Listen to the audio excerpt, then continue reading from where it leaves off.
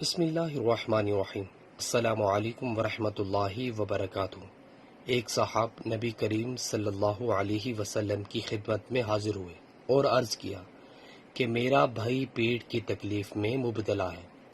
نبی کریم صلی اللہ علیہ وسلم نے فرمایا کہ انہیں شہد پلا۔ پھر دوسری مرتبہ وہی صحابی حاضر ہوئے۔ آپ صلی اللہ علیہ وسلم نے اسے اس مرتبہ بھی شہد پلانے کے لیے کہا۔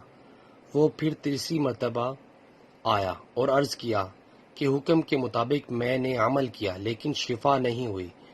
نبی کریم صلی اللہ علیہ وسلم نے فرمایا کہ اللہ تعالی سچا ہے، تمہارے بھائی کا پیٹ جھوٹا ہے۔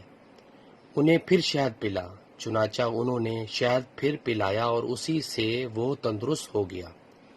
نبی کریم صلی اللہ علیہ وسلم نے فرمایا، رسول اللہ صلی اللہ علیہ وسلم نے سود کھانے والے، کھلانے والے، لکھنے والے اور اس کی گواہی دینے والوں پر لعنت فرمائی اور فرمایا گناہ میں وہ سب برابر ہیں۔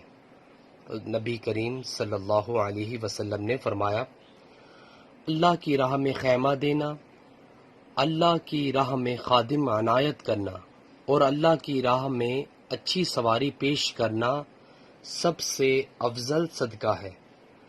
نبی کریم صلی اللہ علیہ وسلم نے فرمایا، اس شخص کی مثال جو اپنے رب کو یاد کرتا ہے اور اس کی مثال جو اپنے رب کو یاد نہیں کرتا زندہ اور مردہ جیسی ہے۔ اللہ اکبر۔ نیچے والا موجود ہے۔